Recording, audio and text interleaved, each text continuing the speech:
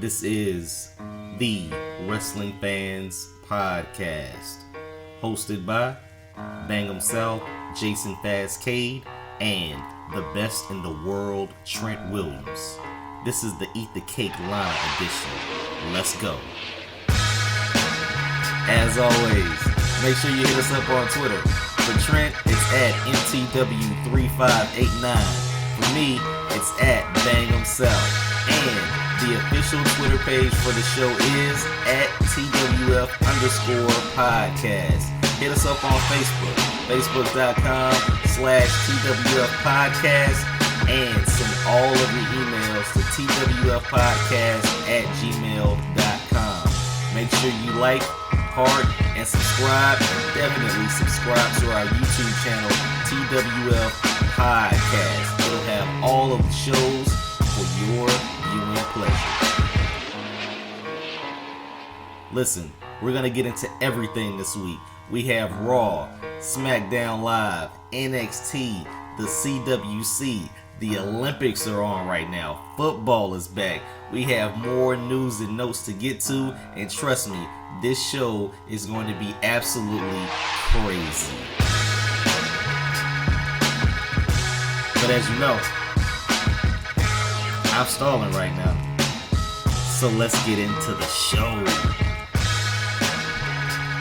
Are you watching the Olympics? No, not really. Okay, I know that's something that can take hold of a country just because it's, the one thing that's on all day. Yeah, I mean, I might flip it on there for a couple of minutes or an hour or so, but I'm hard watching it. Have you seen the video of the guy from France that broke his leg? No, I heard about it. Is it like the Sid Vicious injury? Way worse. Yeah, well, that's probably why I haven't seen it. I'm probably trying to avoid it. I'm not really screaming, but describe it. I mean, that thing's bent in so many ways. I didn't even think a leg could bend that way. Who was he? Well, what did he do and how did he break? I mean, he didn't jump off of the top rope, so what did he do? No, he was like take off running, then they jump on the little trampoline thing and do a flip or something. And when he landed, right in the first second when he landed, it looked fine. And then he kind of falls over to the side, and you can see it's all twisted up.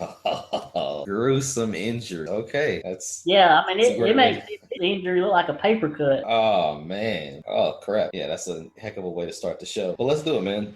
This is the Wrestling Fans Podcast. My name is Bang himself, also known as Jason Fastkade, and I am joined by my awesome co-host, the guy that is responsible for Eva Marie wardrobe malfunction on Smackdown, and the only guy that I know with a not safe for work Twitter account. He is the best in the world, Trent Williams. There we go. Yay. And as you know, this show is brought to you by Wrestling Fans, sponsored by Wrestling Fans, where we discuss all of the craziness going down in professional wrestling. So let's get into it now. Trent, we got another week of 4 outstanding shows. Outstanding may be an exaggeration on some shows. Yeah. But what do you want to talk about first, man? I guess first we can cover the NXT and CWC. All right, let's do it, man. NXT, I thought NXT was a really good show this week. Pretty much previewed the NXT Takeover Brooklyn card. We have Glorious taking on Magic Mike. We have Austin Aries and his Tassium going up against No Way Jose, right? Right. Sorry, I was trying to dance. And we get Gargano and Ciampa versus The Revival. We get Bayley versus Asuka. And Joe versus Nakamura, right? Yep. And also the debut of Ember Moon. Yeah. Now this debut, have you seen the clip of her finisher? Yeah, that stunner off the top rope. I can't wait to see. Listen, I've already played the race card. I can't wait to see her because. But if she's hitting people off the top rope with a stunner, that is gonna be crazy. Now I don't know who she's going to face or debut against, or what type of impact she's going to have. But let's dive into the NXT Women's Division. We have Asuka as just a strong figure, whether playing with the heel character or remaining a babyface, going up against Bayley, who at this point simply can't lose, but it will be awesome her as the NXT 2-time champion and break the streak. Yeah, I really like that contract signing, the way Bayley actually stood up in her face, and it made Bayley seem like on the same level as her as far as the toughness and everything. Yeah, we've never really seen Bayley come off as tough. Even when she was champion, you saw competitors threaten this and say this, and she just stood there like, okay, she could withstand it. But this week week she really stood toe to toe with Asuka. I gotta ask though, man, did you hear the promo between? Yeah. Bayley was awesome. Asuka, not so much. Yeah. And this is what I was saying before. You know, there's not that many women on the roster, and if Asuka's going to have a big run, wouldn't you want to put her up against where they can talk, so she doesn't have to talk as much? Right. Her broken English ain't quite as good as, you know, somebody like Nakamura. I was hoping they continue her silent but dead plan of attack as far as, you know, what she says in promo. If they did the same contract sign, all Asuka had to say, you know, whether opted to shake hands or not, was look Bayley dead in the face and tell her, Bayley, you will not survive. That's it. Yep. And just, you know, walk away, you know, hold on to her hand, you know, as they're shaking hands. But it was horrible, man. It was horrible. And I'm pretty sure they'll clean that up with some editing, whatever. But let's give our predictions, man, because next week Takeover Brooklyn will air, and our show will be after. So who do you think wins? What do you mean after? Isn't Takeover on Wednesday? No, it's on Saturday. They're going to put it on a Saturday? Yeah, like they did last year. Remember, Brooklyn was on Saturday and SummerSlam was on Sunday. Really? Yeah. Now, London was on Wednesday, right? I think so, yeah. Okay, I was still under the impression. Wow. Well, so wait. Oh, my bad, dude. Okay, we're getting the Takeover card next Friday or Saturday? Saturday. Okay, so have your card set, I believe, right? Right. What are they doing next week? I don't know. Okay, no, I mean, they when they did the tapings, they actually do have like matches happening next week. So wow, my bad. I thought it was next Wednesday. I remember Takeover Dallas was it was a Friday, right? Friday, right. And it probably would have been Saturday if it weren't for the Hall of Fame. Exactly. What was the last Takeover? The end, wasn't it? The end. Now, was that on a Wednesday? That was on a Wednesday. Okay, so that's my level of thinking here. But you're saying last year it was on a Saturday? Right. I think the ones that they're going to do the same weekends as you know, when WWE the main roster has their show. Yeah, because they're back. Yeah, they're back to back. My bad. I got it. Okay. All right. So no prediction needed here. We'll do that next. Okay. Yep. All right. Cool. All right. Well, let's get to the rest of the show. Like I said, we got Bobby Roode challenging Cien Almost. Got Gargano and Ciampa against the Revival. But on the show itself, we got the Authors of Pain destroying people left and right. Yep. And we also got ADHD going up against Joe, right? Right. And one more match that we got was Billie Kay versus Liv Morgan. And Billie Kay will be the one that Ember Moon faced. Oh, so it's Ember Moon versus Billie Kay at TakeOver? I'm guessing it's going to be Billie Kay. I mean, they ain't said for sure, but usually that's the way they do. You know, that person gets a win the week or two before, and then they face the new person at the TakeOver and lose. Okay, yeah, definitely. A la Ty Dillinger. Right, yeah. Billie Kay's the female Ty Dillinger. Okay, so we have Ember Moon set to face Billie Kay. So that does make sense. Let's get into the end of the show. I thought the show was solid all around, covered so many bases, pretty much touched on every single title, pre-card, all in 1 hour. Yeah. It's all in 1 hour, dude. Not 3, not 2. But all in 1 hour. So the last match of the night, your main event, was ADHD Mojo Rawley versus Samoa Joe. Samoa Joe takes care of him handily, but at the end of the match, you get Nakamura coming down, and security is chasing down after him, getting into the ring, holding Joe back so he won't attack Nakamura. Comments or questions on how that kind of played out? I thought it was hilarious. The fact that he does the old "I got your nose" thing. I mean, only Nakamura could probably do that and get away with it. Okay. I mean, that was hilarious. I thought it was very funny too. I just found it awkward that everyone was holding Joe back, and you didn't have the normal, 50 security guards holding both men back, and they're jumping over the security guards and everything. So the "I got your nose" and Nakamura just taunting him the whole time playfully. Thought it was hilarious. That was hilarious. And then the fact that he slaps him across the face to show that no, I was joking, but I still mean business come TakeOver. Right. Right. And then he does the bring it at the end too. That was cool. That was awesome. And if I had known that TakeOver was next Saturday, then I would have thought, we still have more to build on. But since I thought it was next Wednesday, I thought this was a just, awesome way to build that main event, man. I mean, you got the encounter with both of them without them really having any physical interaction. It was something different, something very, very different. Yeah. And back to the Authors of Pain thing, it looks like we're going to get an Authors of Pain versus TM61 feud. Yeah, I mean, we should get them facing each other. Probably be on, I guess, a TakeOver pre-show, maybe. Maybe. But yeah, we'll definitely see that down the line. Obviously, you had to have them do there's only like 4 tag teams, so just keep that whole tag team division circulating, and we'll see what we get out of this. Yep. Okay. Oh yeah, back to the Authors of Pain. See the like, what was it, like double power bomb? Yeah. Collision. I was gonna mention that. Like, that was different. That was different. Yeah, but it looks like something you can't believe it's never been done before, but it was still creative that they did that. Yeah. I mean, we've all seen the stereo powerbomb, stereo chokeslam, but to see something like that, like you said, man, never seen it before, but right. But how somebody not thought of it before now? Yeah. So that was something different. Like I said, man, NXT touched on so many things all in 1 hour. They were creative, they were innovative, and it was an awesome show. It was they're building back the mystique that they had earned over the month. Cool. Yep. Okay, so are we done with NXT? Yes. All right. NXT was a very good show, but the show that I think me and Trent were waiting on this week was the CWC. It indeed was. Now, we only got 2 matches, but I think they were given enough time to actually tell a story and to feel like you got enough out of match for the entire show. Yeah. Now, what were the 2 matches that we got? Okay, so our first match seen Grand Metalik defeat Tajiri, and the second match seen Kota Ibushi defeat Cedric Alexander. Okay, before I cry, Cedric Alexander lost. I'm sorry. Tajiri we had leaving this round, right? Right. Okay, so no big shocker there. Grand Metalik, called him Grand Metalik. He's an awesome competitor. He definitely is a high flyer. And everything that he does is typical of a luchador. Him walking the ropes, I think that's awesome. Yeah. But he's a high flyer. Tajiri got in his moveset, and it was a very good match. Right. I felt Tajiri felt more like himself in this match than he did his first round match. Yeah, the first round match was pretty. Right. This one was on par for what we had seen out, and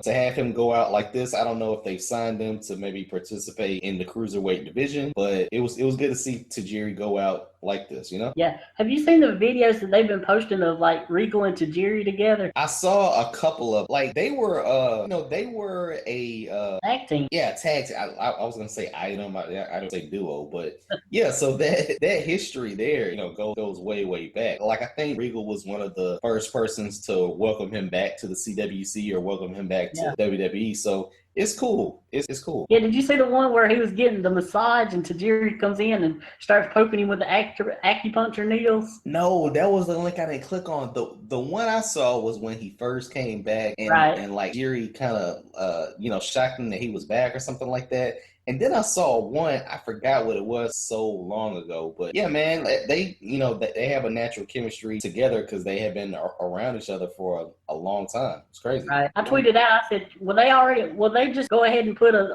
sitcom on the network of Tajiri and Regal? Right, because they deserve it. I was still shocked that Tajiri isn't fluent in English. He is more than he acts like. Okay, yeah, and I thought that could have been a gimmick. Right. He wanted to put on the whole I don't know English very well. They said even like outside of wrestling, like he'll kayfabe people like he don't know English. Yeah, he knows more than he's acting like. Yeah.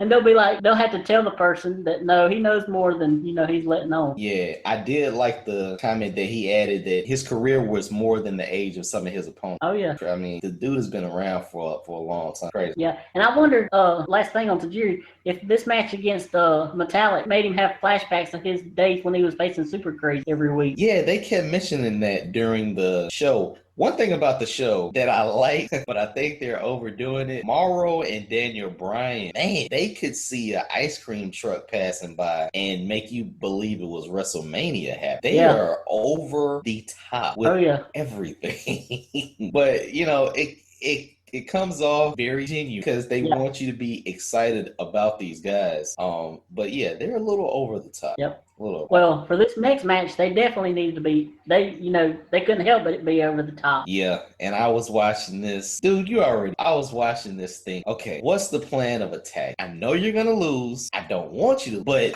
I need Kota to use a foreign object.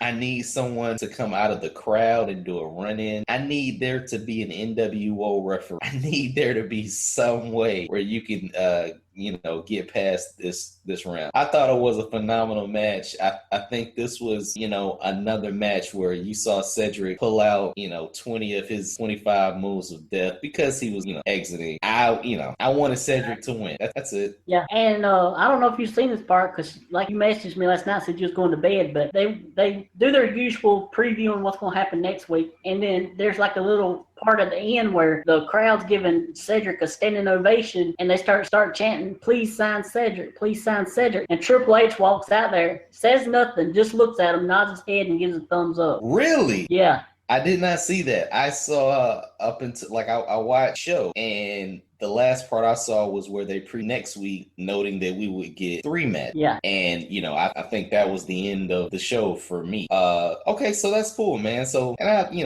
I all along believed it said long there, but it is cool to see that recognition there.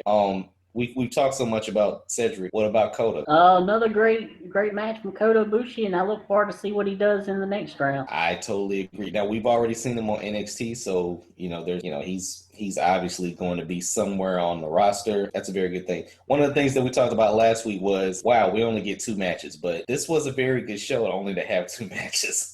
Oh yeah, and that Cedric and Ibushi match was pretty long. Yeah, and they spaced it out well. They gave video package for each competitor. They showed some of the background, gave you a little bit of the promo vignette for the guys, and they spaced it out very well, so you didn't really pay attention to the fact that you had been getting 4 matches a week and it only went down to 2. So totally commend them on a great show.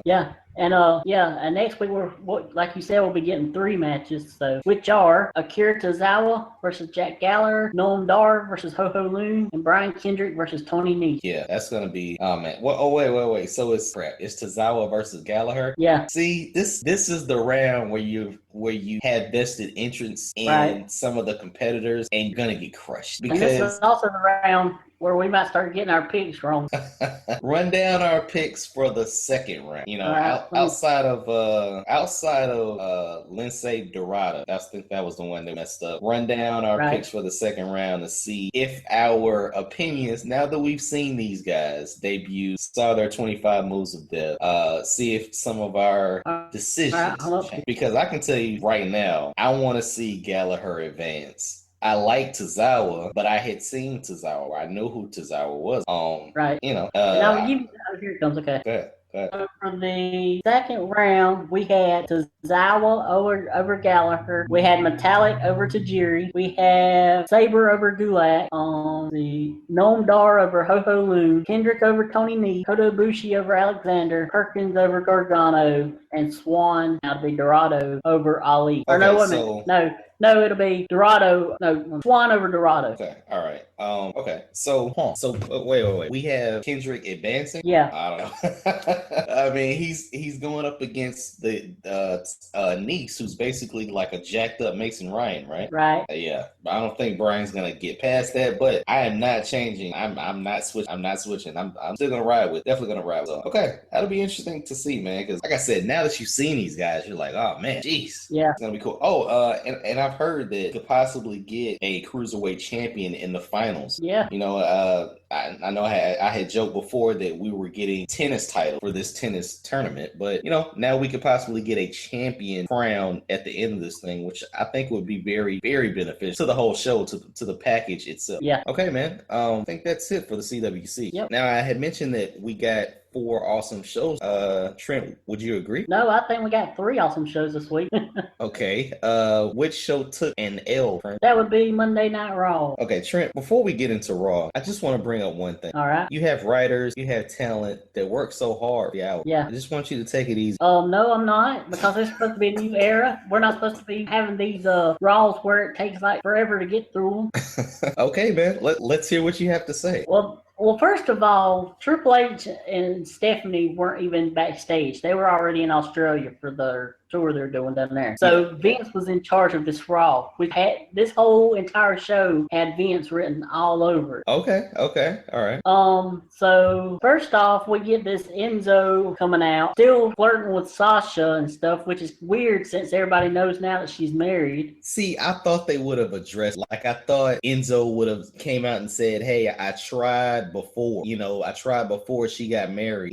Just to blah blah blah. But then she gets married, and I guess since she didn't get married on Total Divas, it's not a real thing. I don't know, man. Go ahead. Go ahead.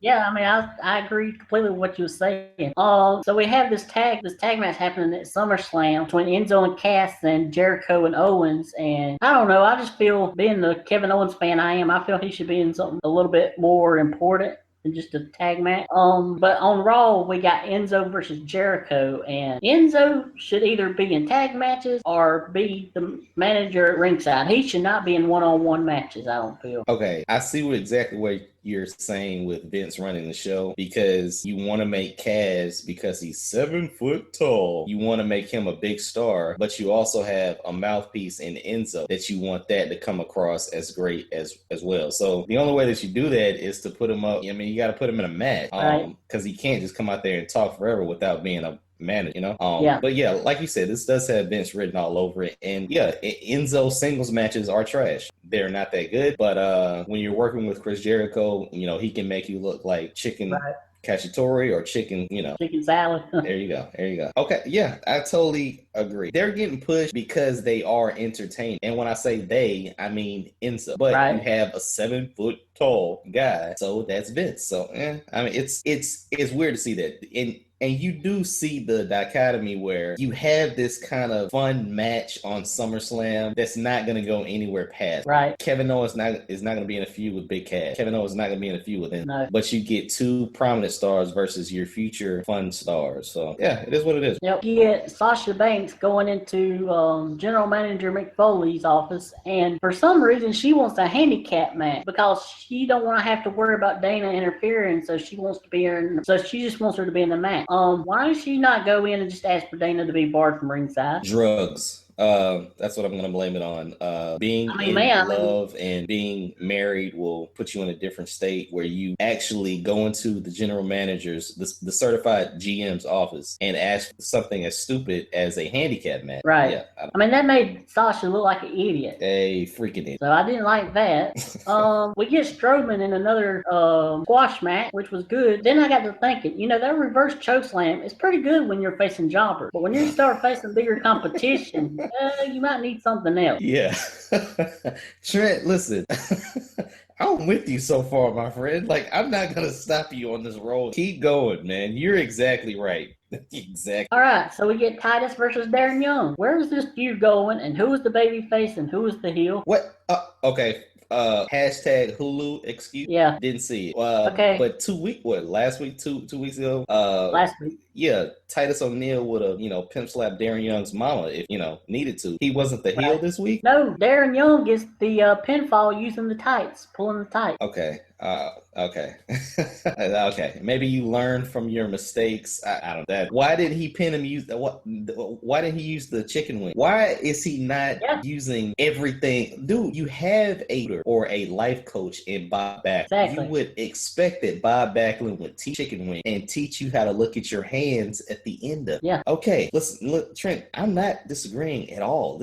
You're pointing everything out. Go ahead. Keep going. All right. So next we have Seth Rollins that comes out and cuts a promo. And I tell you, when Rollins is not in the ring with somebody to play off of in a promo, he can come off somewhat boring, I feel like. Okay, I gotta stop. I will agree with you some. Have you ever noticed in a Seth Rollins promo that he does come off boring? And then there's this click, this instant where he gets it and his volume raises, his intensity raises. He's talking more aggressively, and it just comes across instant. And we didn't get that. No. So I definitely see what you're saying, but I have noticed that in all of his promos, man, they come off lifeless as if he is holding a conversation, but when he really needs to get something across, he'll yell. He will, just force it down your throat. And when he doesn't do that, it's very boring. Yep, I agree with that.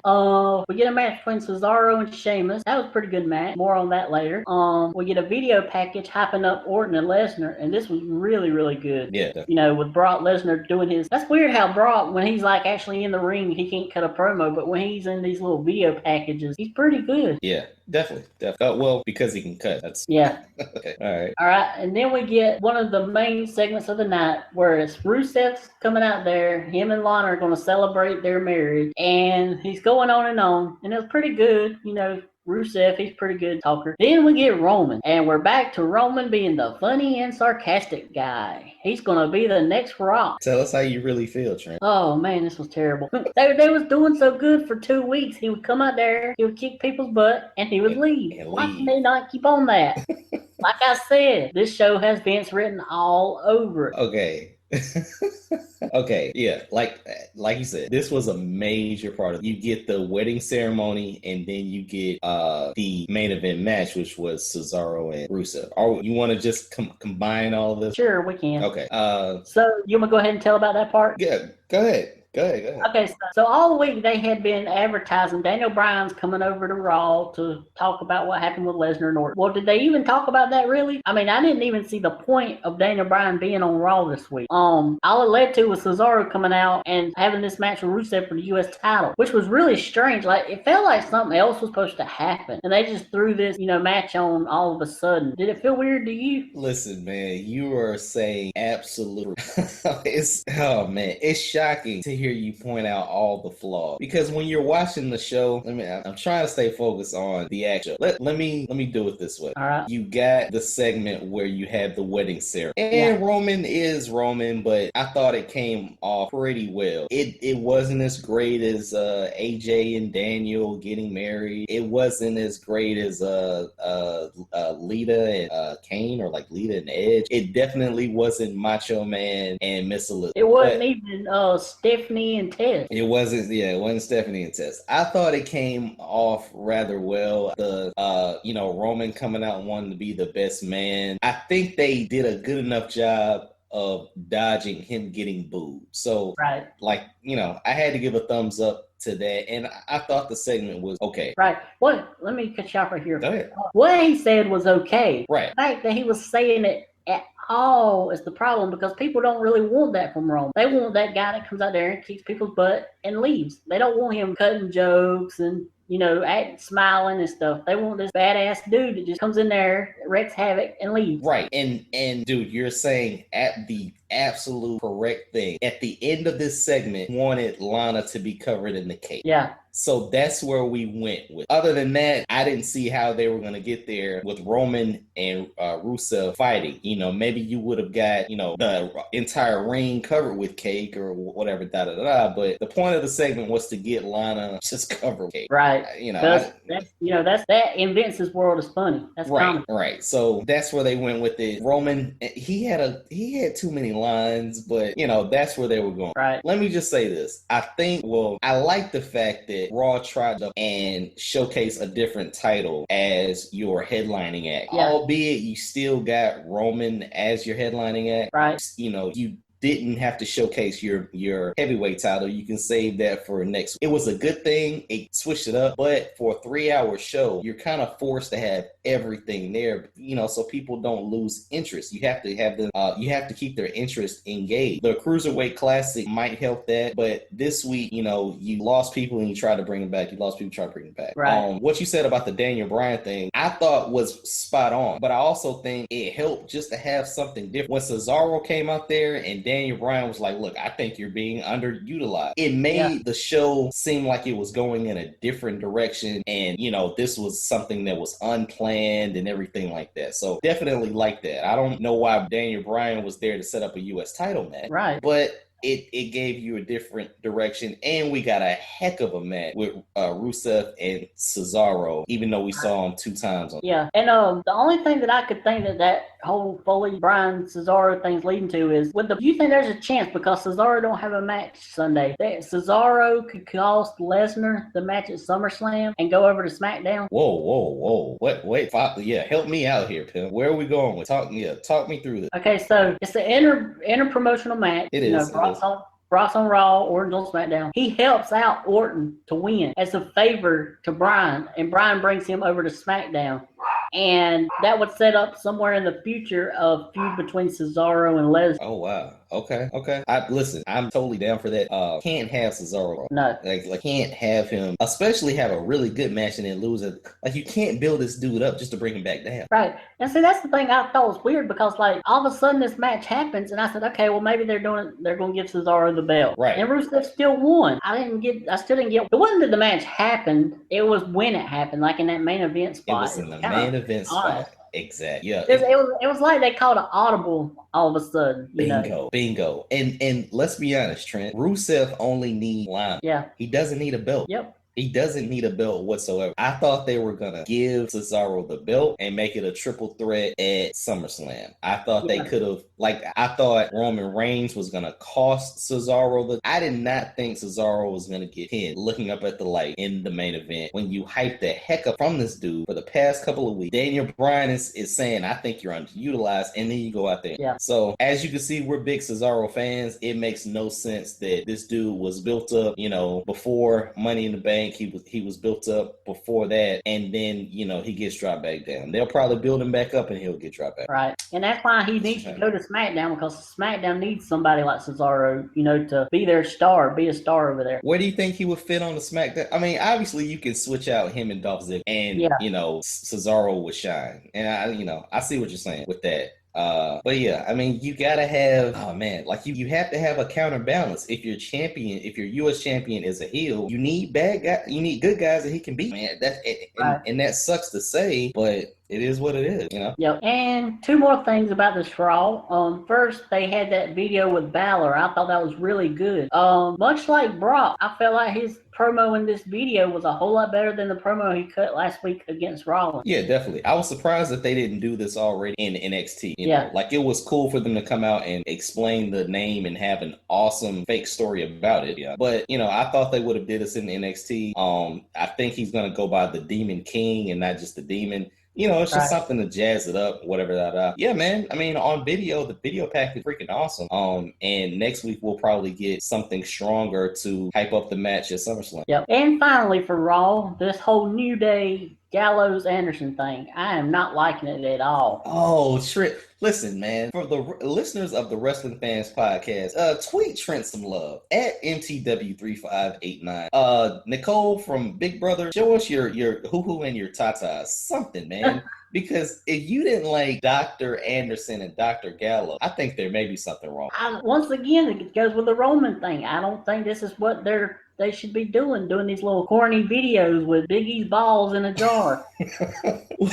Listen, that has Vince written all over. Exactly. But you have to, it gave some type of credence to the fact that Big E was injured and all this other crap. But it is a silly, silly injury, and they're riding with silly stuff. Like you said, Gallows, Anderson, Roman Reigns. They don't need to say much. They just need to beat you up. Right. And, And I mean, I feel this feud is probably the least interested I am in the New Day than I've ever been. Yeah, I will say that too. Only because it's a package of three guys. If you see two of them, it's different, like you need the trombone, like you need all of that. And I really think they're going to get beat at some point. I do too, yeah. And, maybe this is the start of something new. Yeah, I mean, I like the New Day, but I feel they're starting to run their course a little bit. Yeah. Which is a sad thing to say because they are entertaining. Yeah, they're very entertaining. I think they're more entertaining than Enzo. I think New Day has a shorter leash than Enzo. I think he gets to talk for 15 minutes and maybe 3. It's almost kind of like Rock. Rock will have some funny stuff, but he could ramble on a little. Right. Well, I just thought about something you saying that. Do you think if Enzo wasn't with Cass, do you think Vince would let Enzo go on that long? Yeah, because I'm not making this comparison in talent, but Enzo is your Paul Heyman for Cass. And that's that. Yeah. I've made it's funny that first of all his name is P. Diddy, not Puff Daddy. But I thought he went back to Puff Daddy. Biggie, if you know who Biggie, didn't move. P. Diddy, Puff Daddy, Puffy. What type of woman names her child Puffy? He did all of the moves. He circled Biggie the entire time, hyping the crowd up. He was the hype man. And that's what Enzo does for Cass. Cass doesn't say anything but misspell words. Enzo does all of it, and that's where they go. and that's why he's given a longer leash, because his cadence is slow and cannot say more than misspelled word. Period. That's what it is. Yeah. Well, speaking of P. Diddy, did you enjoy that segment backstage with him? With the New Day? Yeah. I thought it was different. I thought it was normal. The way they hyped him up, I thought he'd be doing more than that. Well, I do like the fact, and I don't know if you noticed this, but the 2K line, they've started this whole executive producer thing, right, where they have, a ton of music inside of the game just to give it a different feel when you're at a waiting screen or if you're just browsing through the game. So I like that. I thought it was about time that 2K17 got a executive producer, and this was just a good way to introduce it. I didn't know if he was going to come out and get F5 by Brock Lesnar, but it was a good way to bring him on the show. Yeah, and Brock Lesnar will also be on the show next. Oh yeah, we'll definitely get Brock. We'll probably get not on our show. Brock. Although if he wants to be on our show, we're more than welcome. More than what we will change the name to the F5 Wrestling Fans Podcast. I don't know. But yeah, so Brock Lesnar will be on SummerSlam, and Trent's gonna save up and try to pay Brock Lesnar to be on our show. Yeah, that's a lot of money. That's a lot of freaking money. Yeah. Trent's gonna cut off his right leg, not his left, his right leg, so Brock Lesnar can be on the show. Are we done with Raw? Yes. Listen, you dissected Raw. If there was a survey on Raw, or I mean, let's just do a grade. What would you give Raw as a grade?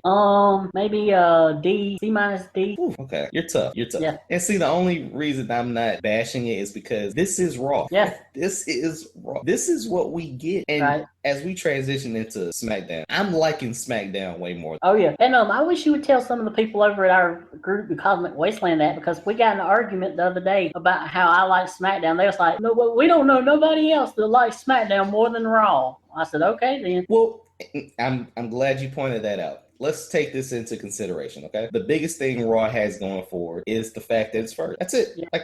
That's it. You're gonna get the people that watch the pay-per-view on Sunday night and are clamoring for wrestling to show up on Monday. You're gonna get the casual fan that doesn't even know SmackDown Live is on Tuesday that are gonna watch on Monday. But as football season starts, which it is about to start. It is about to start, man.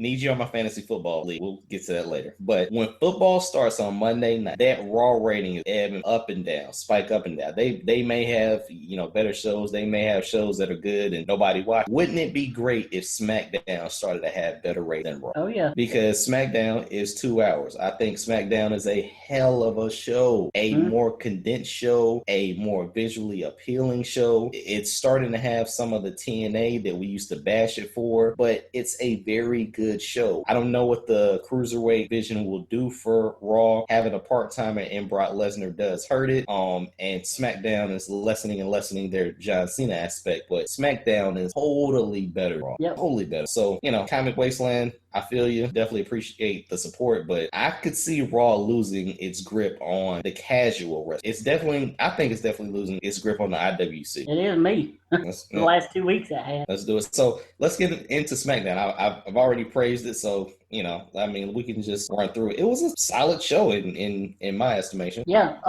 The entire first segment I missed. I didn't get to see. The entire first segment where the Wyatts come out and Ziggler and Ambrose. Yeah, I mean that was your typical starting off promo. The thing about it is I hate to compare it with Raw, but Bray Wyatt didn't lose any of his mystique, any of his charisma. Right. Bray Wyatt is still Bray Wyatt. He even came out and blamed Dolph Ziggler for cheating as to the reason that he lost. So he dipped into his traditional, heel character, blaming somebody when they lose. Bray Wyatt is still a fan. I mean, it sets up the tag match later, which was, normal standard thing. But Bray Wyatt is maintaining his grip on his position. Unlike a Cesaro or, multiple talent on Raw where they're up 1 week and down another. Right. So the first thing I did see was America Alpha taking on 2 jobbers with almost all the tag teams around the ring. For some reason, Breezango and the Usos were not out there. Yeah, I think one of the Usos is in here. Okay. But yeah, I mean, listen, I think of SmackDown. When I think of SmackDown, I think of NXT. When I think of trash, I think of Hakeem. Where that came. But yeah. Wow, you do? No. Okay. Yeah, man, it's it's NXT. Like, they had most of the tag team division out there. It looked good to preview what we could, I guess, strongly consider for a SmackDown tag team title. Yeah. Because I'm pretty sure we're going to get it soon. Every time I see American Alpha, I think of the Steiner brothers. Yeah. There you go. Yeah.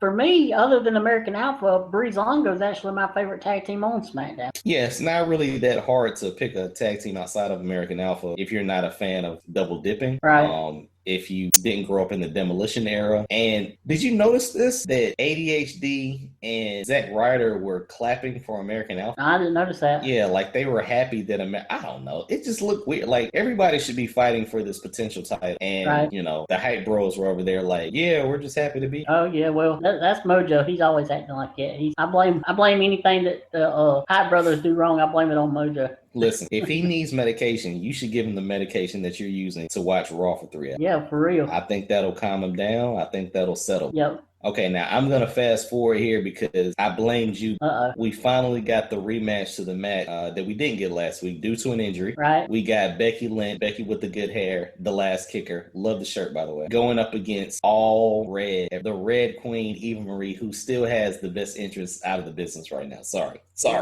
But Trent was looking at the screen too hard. Emphasis on hard. Oh, God. And Trent caused a wardrobe malfunction. Now, I scoured, don't know how to spell it, but I scoured the internet looking for this video. And there's really no video as what caused this wardrobe malfunction. But obviously, everyone is aware that the best in the world, Trent Williams, Mr. MTW3589, a.k.a. Chili Chill, he is the man that caused the wardrobe malfunction. So screw you, Trent. How'd you feel about the wardrobe malfunction? I loved it. I mean, everything they're doing with Eva, I love. But, everybody's talking about, oh, Eva, I don't like her, and, she shouldn't be there, and she's bringing the women's division down, and blah, blah, blah. I said, hello, she's doing her job. She's a heel. She's supposed to make you not like her. Yeah. I also got into an argument with the people over at Cosmic Wasteland about her, too. Dude, do you just want to fight people? What's going on? Like, They don't want to fight me, I guess. Like, you're mostly mild-mannered, Trent. Now you're just, throwing bows and causing ruckus. Yeah, well, they talk about one of my 4 girls. I have to stick up for them. Yeah, you do have a stable. Listen, man, you're the best in the world. Don't lower the barrier for people that are insignificant, man. You're the best in the world. Yeah. Do you understand what I'm saying to you, Trent? Dude, you caused the wardrobe malfunction, but I will say Eva Marie's character is getting bigger every week. Oh, yeah. And, her top character, I think they're getting bigger every week. All right. That's all I'm saying. No, I loved everything about this. Even having Alexa come out, which it was her birthday that day, turned 25 years old. I had 3 of my girls in one segment. Yes, you did. Yeah, listen. Can you see? I'm watching the show. I'm loving SmackDown right about now. I'm watching the show and I'm like, okay, all right. Well, so we got the Fava debut. Okay, that's cool. And then Alexa comes out and I'm like, I'm just looking at my phone because I know Trent's like, do you see this? Can you dig it? Just going crazy. We actually got 2 entrances which I thought was awesome. And we got the pint-sized pit bull, Alexa Bliss, coming off the top rope with her finisher, which I thought was awesome. So your heels are solidified. Now, I'm not really worried about Natalya and Carmella, which I thought her beating Natalya, that was okay. But your 3 girls, man, I can't say enough about them. Yeah, and I like that they're finding ways to have Eva Marie not wrestle every week. It makes you want to see. This is one of the things I said, at least with the women on SmackDown, I'm wondering what's going to happen next with them. Like, what are they going to do next so that Eva Marie can't have a match? Where on Raw with Sasha, while they're good, I kind of know what to expect. It's the same thing we've seen for years, Yeah, and we mentioned this when they draft. You would figure Raw would stay tradition and NXT would try to break this glass ceiling, go against the grain. I mean SmackDown? My bad. What I said NXT. Yeah, sorry. You would expect that SmackDown would try to go against the grain and, break whatever ceiling is supposedly there. And that's what they're doing. You don't know what's going to happen. And it's a show. It's a 2-hour show. It makes you wonder, okay, what are they going to do next? Whereas on Raw, sooner or later, Nia Jax is going to come out, beat up Sasha. you don't really have a long list of women on the show. Right. I mean, I think you got Lana and Maurice, and that makes 5. I mean, it's not, that may make 6. Like, that's not even a lot of competitors. So SmackDown is definitely ruling, and, you know, we'll see when Eva Marie actually debuts. I've heard that she could be your first ever SmackDown Women's Champion, though. Yes, and people are going to hate that. They're going to be so much complaining. Well, but I'm going to love it. I'm going to be sitting there smiling. I think this is, oh man, I think this is doing a complete 180 from what we used to have. You know, even though I did like Michelle McCool, I think she do the Styles Clash. Yeah, I liked her, but Layla, you know, some of the other girls that were champion or on top at the time, they suck. Yeah, and with the new SmackDown Live roster or whole package, you can see where they could build Eva as your champ, as a monster heel, and if they just don't expose her in the ring, it may make sense and it may be believable. It may make people pissed off. Yes, and it makes the moment when, I'm guessing most likely Becky wins that title from her, an even bigger moment. Bingo.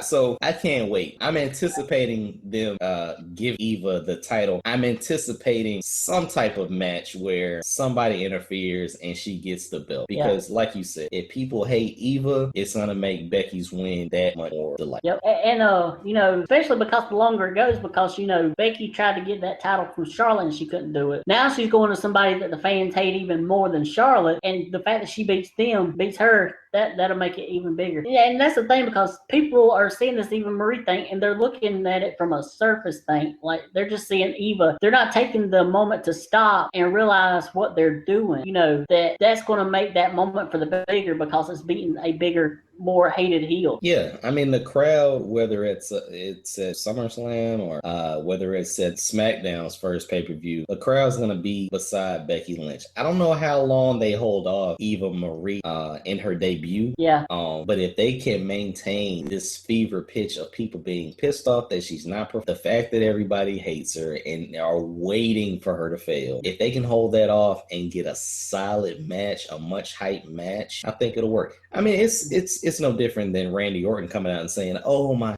shoulder's only 75%," you know, that stuff. But it's totally different. The wardrobe malfunction, though. Yeah, I loved it. Well, I almost cringed because I know you're a big fan of that. I know people was cringing because they thought it was going back toward the more TNA and stuff, Divas stuff. Exactly. But another thing with that, though, is a lot of times when they would do that, they would do TNA for the sake of just doing TNA. They did it this time. It served a purpose in a bigger story. Yeah, it did. I'm just seeing the comparisons between the Attitude Era and what we're getting on SmackDown. If you pay attention to SmackDown versus Raw, you will see SmackDown has their announcers down by ringside. So you're pretty much telling people that on Raw, you're not going to see the carnage that you use. But on SmackDown, you can tune into SmackDown to see the carnage, to see somebody go through the Spanish announce table, pretty much to see people get rammed into stairs, and to get suplex, pile drive, power bomb through an announce table. So when I saw that, and then I saw her have a wardrobe malfunction because Trent was looking at the screen too hard, you know, it brought me back to the Attitude Era, and one of those eras where you may be doing a little bit too much. Right. Yeah. All right. Well, I guess we can move on. We spent 30 minutes on Eva Marie. The show pretty much wraps up the way it should, with the focus being on your heavyweight champion. A couple of other things. We got Heath Slater still, you know, trying to get a job and then losing. That whole thing was my second highlight from SmackDown this week. Okay. I was a big fan of Heath Slater when he started this whole, you know, campaign. It gave him a solid spot on the show. And, you know, I'm not a big fan of Rhino, but hey, you know, Heath is still on the show. Heath Slater, baby, you know. Yeah, and people have been talking about a long time about how good Slater is in this role. And I've been like, okay, sort of. But this whole new thing with being a free agent, I've really got into it. Yeah, definitely. I mean, I even like the shirt, you know. Yeah. The shirt says free agent. You know, I hope it doesn't come to an end. I would love to see Heath Slater just continue this and try to get a job, or, you know, maybe transition it into, you know, he doesn't want to work for SmackDown and he shows up on Raw, or, you know, kind of has picket signs outside of, I don't know, man, like, or shows up in NXT. Yeah, like he has a spot now, you know, a la Santino, where that's your comic relief. That's a spot, you know. Hopefully he can gain something from it. Yeah, I was laughing my butt off at the actual backstage promo where he's talking about, I got 2 kids, and then later he says, I got 4 kids. Yeah. And he's saying, I got to pay off my pool. And Rhino's like, what kind of pool is it? It's an above ground. Exactly. Rhino's like, nah. Yeah. It's Smack. It's not backstage segments where you're going to the GM's office. The GM, right, you know, coincidentally. Runs around the building backstage. Exactly. He meets you. Like, you have the After Smack or Smack Talk show, whatever. Yeah. Like, you have that, you know. Which like, I didn't watch this weekend. Oh, well, they use the same set for the, I guess you could say backstage interviews, right? Yeah. And we got Miz and Marie basically. Oh, I love that too. I love that part. I'm pretty sure you did love that part. But just Renee's face, like when they're across the table and she's like, where do I go to? What do I do now? Yeah, that was very, and once again, you know, we got something different, man. It's just something. It's a show. Like, it is a show, and that's all it's supposed to do is entertain you. It tells a story. It doesn't highlight one thing and subdue another. Everything on an equal playing field, man. And that's a cool thing. It's a very cool thing. The only down point I had with SmackDown this week was the Orton ADR match. Because, I mean, as fired up and as excited as Orton can be in promos, when he gets in the ring, it's still that boring, slow-paced kind of match. Oh, yeah. It doesn't help that he's facing Brock. It up in the ring.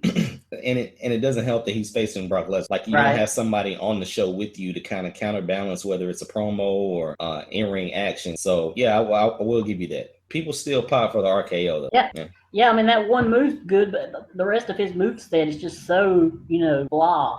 Like, I'm looking at the clock, I'm changing the channel, change it back to make sure the match ain't ended, Oh, you're saying that Randy Orton is a channel-changing segment now? His matches sometimes can be. This is the same. And a lot of times, channel-changing. A lot of times it depends on who he's against. And me, I know you're an ADR fan more than I am. I'm personally not, so that didn't help any this week either. Yeah. I thought it was a pretty gruesome match. Like, I thought it picked up once you let ADR kind of take control. Like, I thought it really got better once they went, outside, which doesn't say a lot for the match. But, once they got chairs involved, once they went outside, it brought a different dynamic to the match. But you did say Randy Orton is a channel-changing segment, a la The Miz before Maurice. Yeah, okay. Right. And now The Miz, I love watching The Miz. I was even entertained with the little Scooby-Doo thing he did. Yeah, the Scooby-Doo, where are you thing? That was kind of cool. And I wasn't entertained by the one with R-Truth and Goldust on Monday. Hulu, glad I didn't see. Oh yeah. Well, that's good. You didn't miss nothing. Poor R-Truth. Poor R. Wow. Yeah. SmackDown is the better show. Yep. As seen that's by right. All you comments. people in the Cosmic Wasteland. What? Say it again so everybody can hear you. I said, that's right, you people in the Cosmic Wasteland. You can suck it. SmackDown's the better show. Trent, if you're starting wars, I gotta be behind you, man. This is the Wrestling Fans Podcast, hosted by myself and the guy that is the best in the world, Trent Williams. So, hey, if you're starting beef because you're having a bad week, I'm having a great week. Yeah, I think you should be. You got a wardrobe malfunction, 3 of your girls in the same show. Maurice laid out over an announce tape, and Dean Ambrose is still your champ. Yeah, and with the whole Maurice thing, I like me some Renee Young too. Yeah, she. Did you see the difference in body though? Man. Yeah. Yeah, that was a little interesting to see. There was a couple of the announcer girls that are, they're kind of attractive too. But they kind of look alike. Like, it's hard to tell them apart. Some of these dark-haired girls. I didn't know if you were doing that card, but I guess I don't know. I'm still a JoJo Booty fan. Heels on a girl that's under 5 foot and with a booty like that. Then hey, right. And did we talk about that Lillian Garcia's not going to be on there no more? On what? On Raw doing the announcement. She left WWE. When? This past week or so. Her father's got cancer, and she's she can be with him. So that's hopefully he beats it and she comes back. But that does suck. That does. Yeah. And that's something for outside reasons. That's not a future endeavor. No. Yeah. So I heard that Rhino. I heard that Ryback was future endeavor.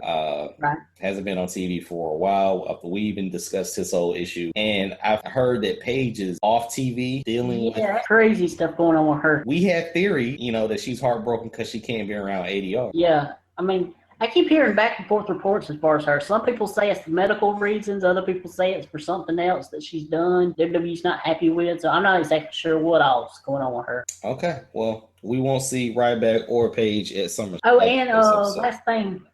Damien Sandow is supposed to be going to TNA. Supposed to debut tonight. Oh, really? Yeah. Okay. All right. And we take the show on Thursday. So the show is pre-taped just like NXT. So yeah, that'll be very that'll be super. And will he debut as Damien Sandow? I'm not sure. Okay. Yeah, that'll be something to check in. I will be watching preseason football, as I encourage Trent to do as well. I need Trent to join. I will be watching Big Brother at 9:00. I am very excited for this week's Big Brother, or tonight's Big Brother. How are we doing with Big Brother contestant Nicole? Being honest with you, she's I'm starting to turn on her a little bit. Trent, she's not impressing me really this year. Come on, what? There's this other girl. Her name's Natalie. She's the one I'm starting to like now.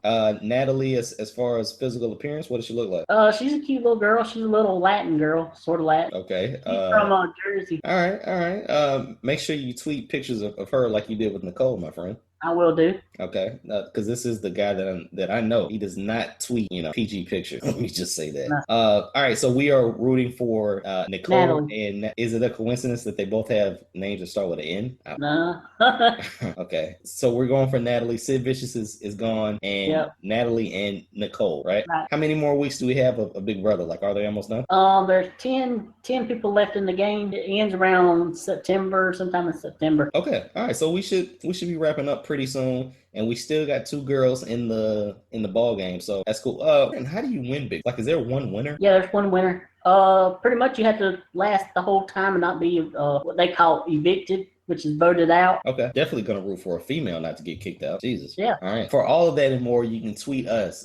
Tweet Trent at MTW3589. You can tweet me at Bangum South. The official Twitter page for the show is at TWF_podcast. You can hit us up on Facebook at facebook.com/TWF podcast. Like us, heart us on Twitter, subscribe on Facebook, and you can subscribe to our YouTube channel, TWF Podcast, that has all of shows in video format. If you choose not to listen to the audio portion. With that, you got anything else, Trent? Nope, that's it. All right.